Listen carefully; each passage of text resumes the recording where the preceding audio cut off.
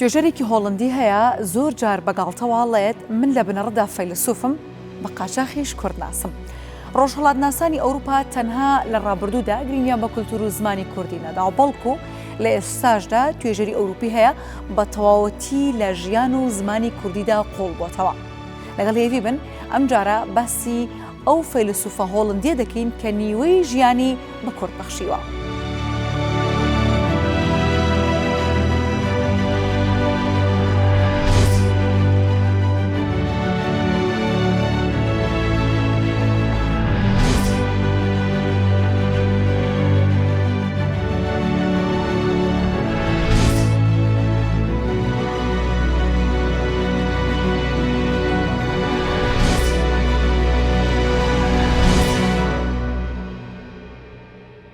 میشل لیزنبێخ مامۆستای بەشی فەلسەفەی زانکۆی ئەمستەردام لە هۆڵەندا لە دایکبووی ساڵی 1964 و لە بنەڕەتدا وەک فەیلسوف و زمانناسێکی بەراوردکاری ناسراوە.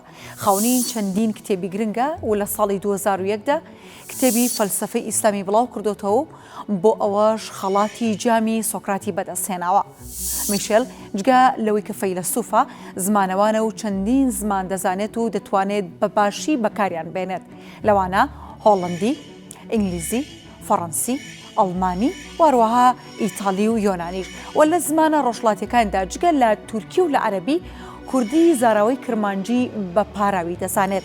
تەنانەت لە زمانە لە ناوچۆکانی وەکو یۆنانی و چینی کۆن و سانسکریتی و واروەها لاتینیشدا شارەزای باشی هەیە. چیرۆکی ئاشنابوونی میشل بە کورد دەگەڕێتەوە بۆ ساڵی 1970 کاتێک لە گەشتێکدا ژمارەی کورد لە ئەرزڕۆم و ئامەد لە تورکیا و حەلەب لە سووریا دەناسێت. هەر لەو ساڵەشدا هەواڵی کیمیابارانە ترسناکەکەی هەڵەبجە لە ئەوروپا بڵاو دەبێتەوە و کاریگەریکی گەورەی لەسەر میشل لیزنبێخ داناوە.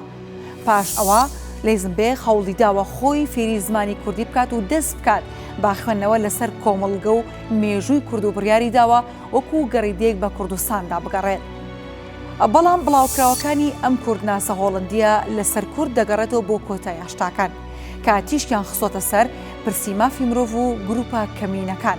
فەیلسوفە هۆڵندیەکە هەمیشە داکوکی کارێکی کورد بووە و هەردەم پرسی کوردی وڕۆژاندووە. هەر بۆ هۆیەوە لە ساڵی 2018 و تورکیا قەدەغەی گەشتی بە سەردا سەپاند و ناتوانێت سەردانی ئەو وڵاتە بکات. میشل لیزنبێخ خزمەتی بەرچاوی بە زمان و فەرهەنگی کوردی کردو و لە چەندین کۆنفرانسیشدا بەشدار بووە.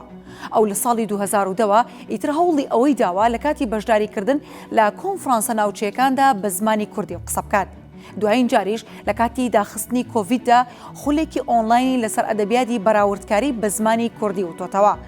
میشل خاوەنی دیان کتێب و توێژینەوەی دەربارەی ئەدەبی کلاسیکی کوردی و زمان و دیالێکتەکانی زمانی کوردی و مێژووی ئاینزاکانی کوردستان و دۆخی ئابووری و کۆمەڵایەتی کورد لە قۆناغە جیاوازەکاندا.